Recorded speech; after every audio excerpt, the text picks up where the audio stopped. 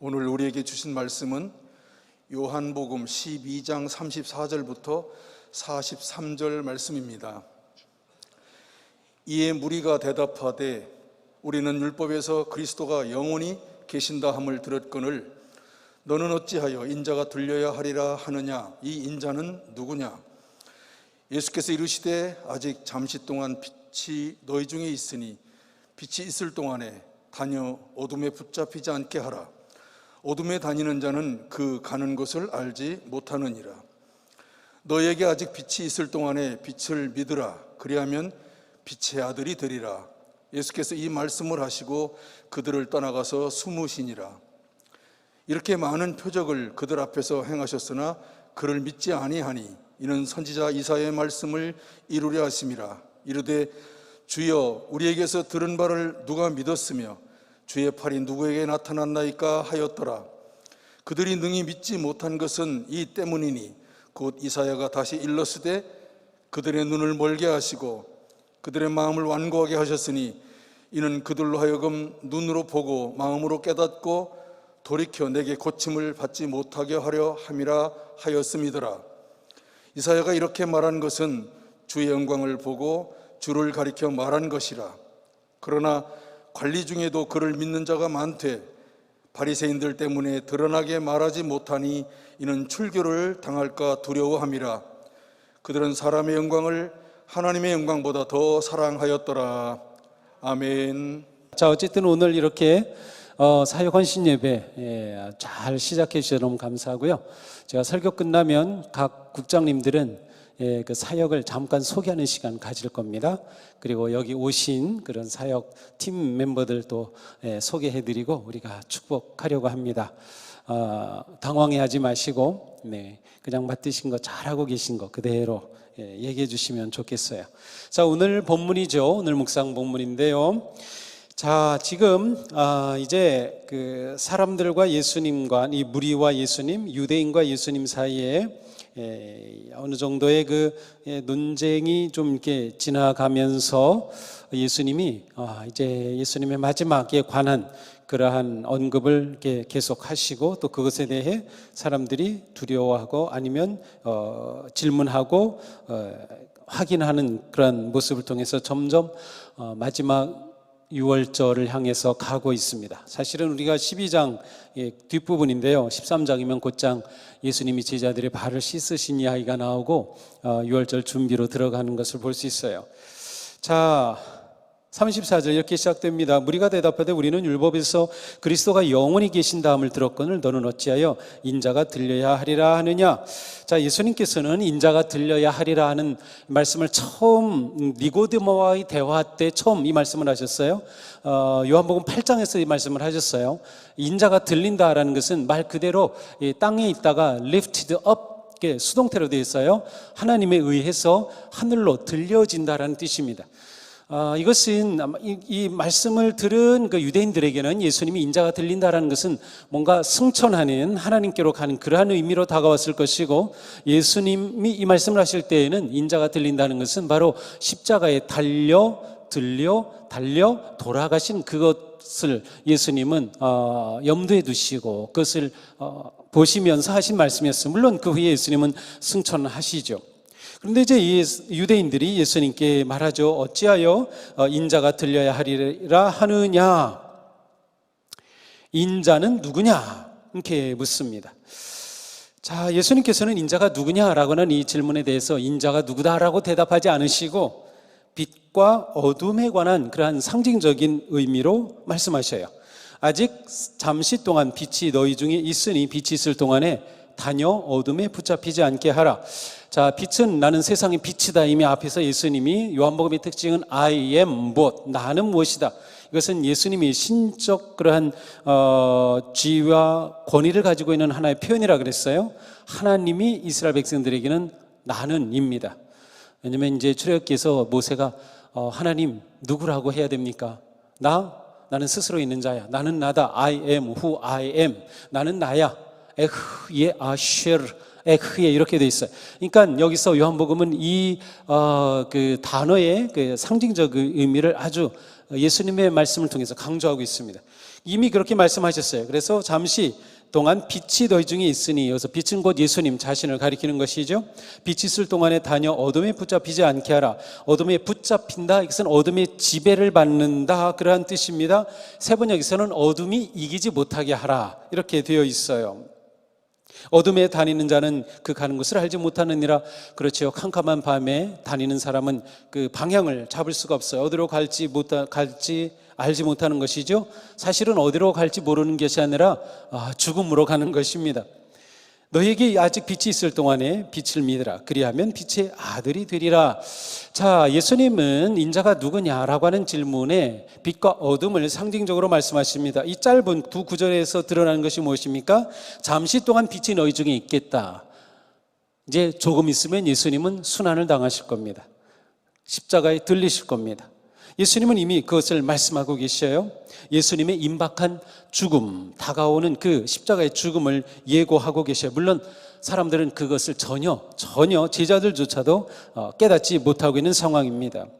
예수님께서 빛과 어둠을 말씀하신 이유는 예수님이 지금 곧 당하실 그 고난을 말씀하시는 겁니다. 자, 빛이 있을 동안에는 다녀. 자, 빛이 있을 동안에 다녀라는 것은 다녀, 걸으라는 뜻이에요. 걷는다는 뜻이에요. 빛이 있을 동안에는 너희가 걷는다. 어디서 걷습니까? 빛 안에서 걷는 것이에요. 그래서 그들로 하여금 빛 안에 걷는 삶에 관해서 지금 눈이 열리기를 예수님은 기대하시는 마음으로 말씀하시는 거예요. 빛이 있을 동안에, 이제 잠깐이면 이 빛은 사라진다. 잠깐이면 이제 예수님은 십자가 달려 돌아가셔요. 그러면 그때는 어둠이기 때문에 너희들이 죽음의 길로 간다. 그런데 빛이 있을 이때 어서 너희들은 빛 안에서 걸어야 한다라는 것이지요. 자, 빛 안에 걷기 위해서는 어떻게 해야 합니까? 어둠에 다니는 자는 그 가는 곳을 알지 못하느니라. 36절 빛을 믿으라. 자, 빛 안에 거하기 위해서는 그 빛을 믿어야 합니다. 빛을 믿어야 해요. 빛을 믿지 않고서 어떻게 그 빛 안에 거합니까? 유대인들은 지금 그 빛을 눈앞에 두고도 보지 못하고 있어요. 많은 표적을 보았는데도 믿지 못하고 있어요. 정말 안타까운 예수님의 마음이죠. 예수님은 이 빛과 어둠을 통해서 그들이 빛을 믿게 되기를 바라는 그러한 마음이 담겨 있는 것을 우리는 볼 수 있어요. 자, 그렇게 빛을 믿게 되면 어떻게 됩니까? 그리하면 빛의 아들이 되리라. 빛의 아들. 자, 여기서 빛의 아들은 예수님이 나는 세상의 빛이라고 말씀하셨는데, 여기서 빛은 예수님이기도 하지만 예수님의 아들이라는 표현보다는 하나님의 아들이라는 의미가 더 정확하다고 볼 수 있어요. 그러니까 예수님은 빛이라고 말씀하실 때 태초에 하나님이 빛이 있으라 하시면서 하나님은 빛의 주인이셨고, 창세기 1장 처음 시작할 때 예수님은 창조시부터 계신 분임을 말씀하셨어요. 그래서 그 빛을 말씀하실 때 예수님이 빛이시지만 동시에 하나님이 또한 빛이시기도 합니다. 빛의 주인이시기도 하죠. 그래서 빛의 아들이 된다는 것은 하나님의 아들이 된다는 거예요. 여기서 말씀하시는 것은 빛 안에 거할 때, 빛을 믿고 빛 안에 거할 때 하나님과 관계가 형성되는 겁니다. 아버지와 아들의 관계가 형성되는 거예요. 아버지와 딸의 관계가 예수 그리스도를 통하여서 하나님과 내가 관계에 있는 그러한 존재가 되는 것을 여기서 말씀하고 있는 것입니다. 아버지와 관계된 자, 아버지의 아들, 딸이 된 자는 빛을 믿은 자고, 빛을 믿은 자는 빛 안에 걷는 사람이 되는 것이에요. 그런데 그 빛은 이제 잠시 동안만 남아있을 것입니다. 그래서 너희는 아직 빛이 있을 동안에 이 빛을 믿고 아버지와 관계를 회복해라 라는 그러한 말씀이죠. 믿지 않는다면 그들은 어둠 속에서 영원히 멸망으로 갈 수밖에 없는 겁니다. 예수님은 이 말씀을 하신 후에 곧장 떠나서 숨으셨어요. 예수님이 숨으셨다는 것은 비겁한 것이 아니라, 피한 것이 아니라, 예수님은 항상 하나님의 때, 시간에 지금 맞춰서 행동하셔요. 그 시간이 너무 일찍 다가와도 안 되죠. 연장해서도 안 돼요. 그래서 예수님은 처음부터 끝까지 하나님의 시간, 그 때에 맞추어서 지금 행동하고 계신 겁니다. 그래서 예수님이 떠나가서 숨으시죠. 자, 이렇게 예수님이 숨으신 후에 많은 표적을 그들 앞에서 행하셨으나 그를 믿지 아니하니, 이것은 예수님이 그동안 하셨던 것에 대한 일반 유대인들의 반응을 결론적으로 요약해 놓은 그러한 내용이라고 볼 수 있어요. 많은 표적을 예수님이 행하셨어요.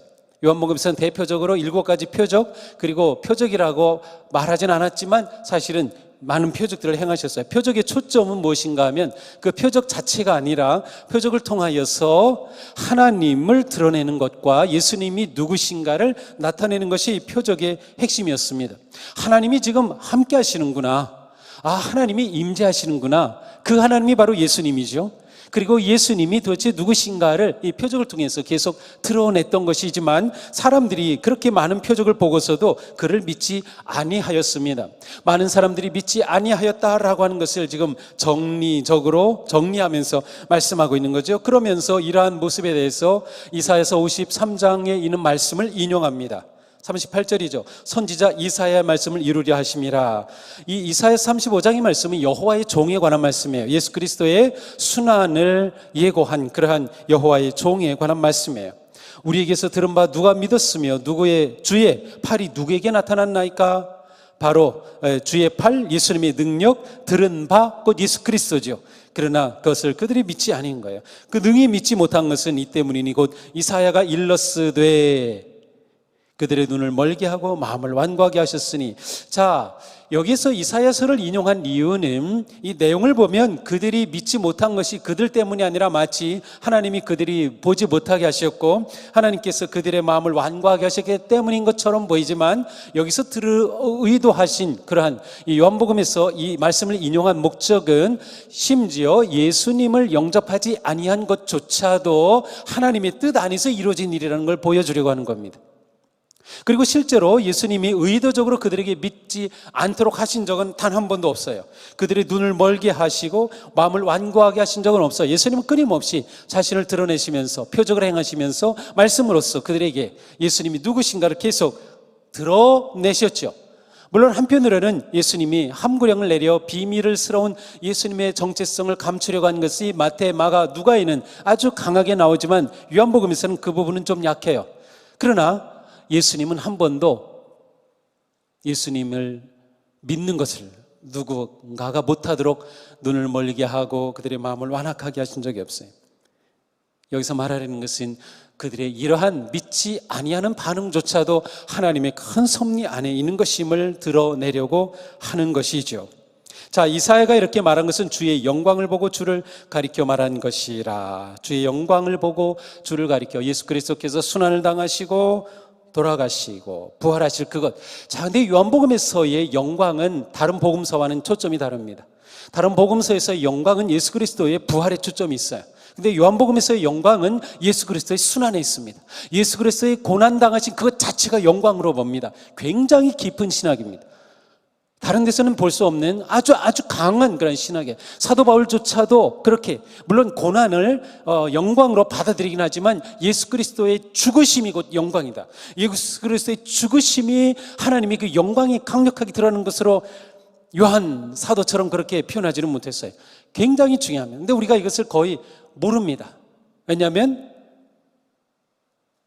이 2000년 전에 쓰여진 요한복음과 우리는 시간적으로 너무 멀고 문화적으로 너무 멀고 또 쓰여진 단어조차도 너무 멀고 그래서 그 당시에 가지고 있었던 개념을 우리가 지금 이해하는 것은 어려워요. 그러나 이 요한복음에서 영광은 굉장히 중요하다. 특별히 그리스도의 고난 자체를 영광으로 보고 있다. 그래서 요한복음을 제대로 우리가 본다고 하면 우리가 예수 그리스도의 죽으시고 부활하시고 승천하심으로 영광을 얻으셨다고 보지 않고 예수님이 십자가의 죽으심 안에서 영광을 보는 거예요. 그래서 예수님의 그 십자가의 죽으심 자체가 신앙의 가장 핵심이 되는 거예요. 중요한 믿음의 근거와 고백이 되는 겁니다. 이사야가 이렇게 말한 것은 주의 영광을 그리스도의 이사야서 53장은 그리스도의 순환에 관한 그러한 예고거든요. 그러나 관리 중에도 그를 믿는 자가 많대. 예수님을 믿는 자가 관리 중에도 지도자 중에도 있었다 하는 것을 말하려고 하는 거죠. 그러나 불행하게도 바리새인들 때문에 드러나게 말하지 못하니 예수 그리스도를 믿음에도 불구하고 지금 예수님이 마지막 죽음을 향해 가는 이 순간에 드러내놓고 나 예수 믿는다라고 사람들이 차마 드러내지 못하고 출교를 두려워했기 때문이라는 겁니다. 43절 그들은 사람의 영광을 하나님의 영광보다 더 사랑하였더라. 이렇게 드러내지 못한 이유가 무엇입니까? 비록 예수님을 믿기는 하였지만 그들은 아직 사람의 영광을 하나님의 영광보다 더 사랑하였다. 이게 무슨 의미일까요? 사람의 영광을 하나님의 영광보다 더 사랑하였다. 자, 영어 성경의 NIV에 보니까 이렇게 되어 있어요. 그들은 사랑하였다, loved, 무엇을? 사람의 칭찬, praise from men. 무엇보다? more than praise from God. 그래서 직역하면 그들은 하나님의 칭찬보다 사람의 칭찬을 더 중요하게 사랑했기 때문이다. 그런 뜻이에요.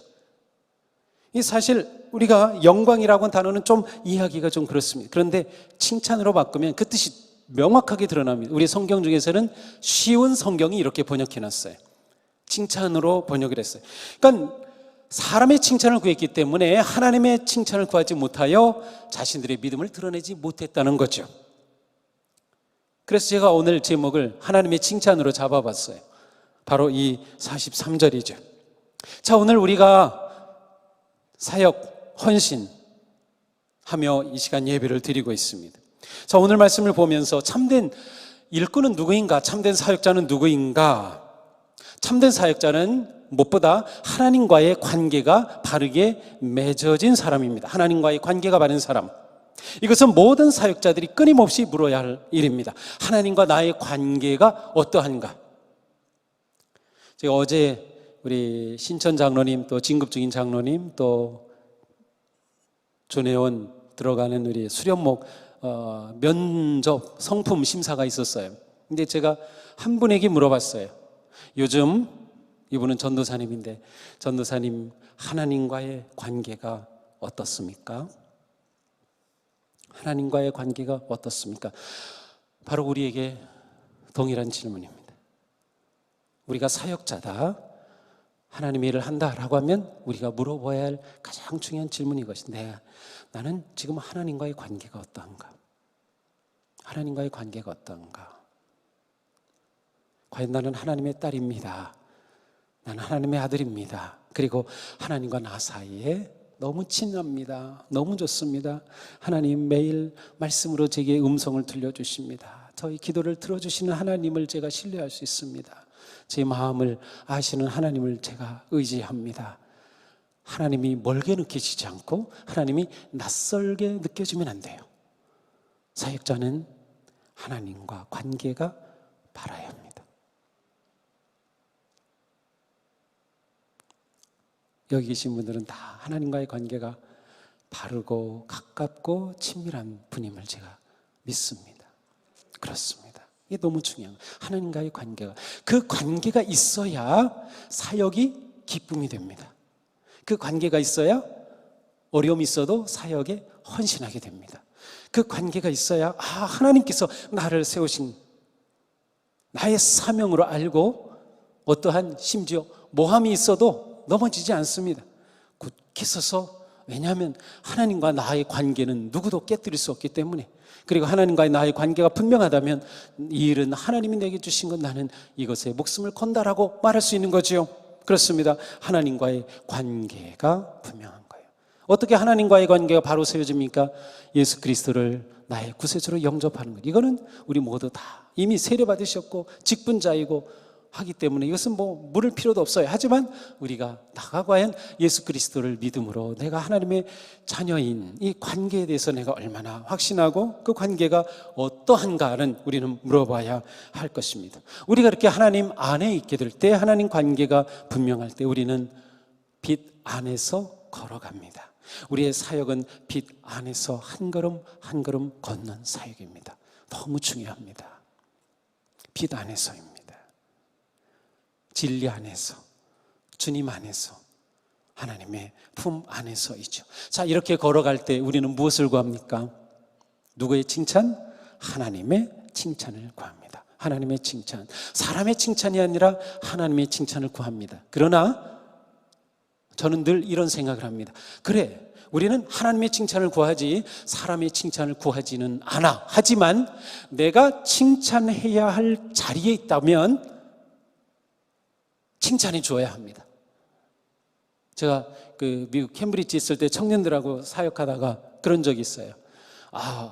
목사님이 칭찬하고 하면은 자기가 하나님으로 받을 칭찬을 다 뺏어가기 때문에 칭찬하면 부담스럽다는 거예요. 신앙이 얼마나 좋은지. 그런데 그건 아닙니다. 목사가 칭찬하면 하나님이 주실 칭찬을 뺏어가는 거 아닙니다. 무엇을 구하는가가 문제인 거예요. 하나님의 칭찬보다 목사의 칭찬을 더 구하면 그건 문제지만, 목사의 입장으로서는 최대한 칭찬을 해주는 것이 좋다. 우리 사역국장으로서는 최대한 우리 팀 멤버들을 칭찬해 주어야 합니다. 하나님 칭찬받아 내 칭찬받으려고 하지만 그것은 옳지 않습니다. 이건 제 생각이에요. 틀렸는지 모르겠지만 아무리 제가 생각해봐도 하나님의 칭찬을 구하는 것이 초점인데, 칭찬할 위치에 있는 사람이라면 하나님의 칭찬받으라는 핑계로 사람을 칭찬하기를 게을리해서는 안 된다라는 거예요. 그래서 서로가 칭찬해야 돼요. 우리가 서로가 칭찬해서, 누가 좀 믿다 그러면 더 칭찬했어요. 그래서 하나님의 칭찬 못 받게 더 칭찬해 주세요. 더 우리는 서로 칭찬하는 겁니다. 그래서 우리가 사역을 할 때 하나님의 칭찬을 구하지만 서로 격려하는 거죠. 서로 격려하고, 아유 장로님 정말 수고하셔요. 정말 고맙습니다. 아유 권사님, 집사님 이렇게 열정적으로 헌신해 주신 정말 고맙습니다. 서로가 칭찬하고 서로가 함께하면서 행복합니다. 이렇게 도와주시니 너무 좋습니다. 그렇게 서로 하나님의 칭찬을 구하면 서로 칭찬한다. 이것이 저의 생각입니다. 그리고 제 생각이 틀렸다고는 생각하지 않아요. 이게 정답이라고는 말할 수 없겠지만, 자, 그렇습니다. 오늘 말씀을 우리가 보면서 우리가 올해 여러 귀한 사역에 헌신해 주셨어요. 정말 감사드려요. 정말 감사드려요. 여러분의 그 헌신이 이 코로나 어려움 중에도 우리 교회가 계속 빛 안에서 걸어가게 하시는 겁니다. 우리가 각 개인도 걸어가지만 사역팀도 걷는 겁니다. 우리 교회도 걷는 겁니다. 이 걸음 계속 걸어가는 거 너무도 잘하고 계시네요. 너무 감사드리고, 코로나 때문에 좀 위축되고 했던 것들 언젠가 다 풀어지고, 한번 우리 각 사역 팀별로도 좋고, 일단 코로나만 끝나봐라 그러면 그냥 맛있는 거 먹으러, 또 좋은데 그냥 차 타고 버스 대절해가지고 좀 막 다닐 겁니다. 정말로.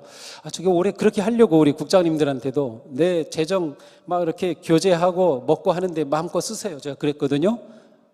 정말입니다. 우리 장로님들 아셔요. 그러니까 아멘 하신 만큼 마음껏 그렇게 누리시기 바랍니다.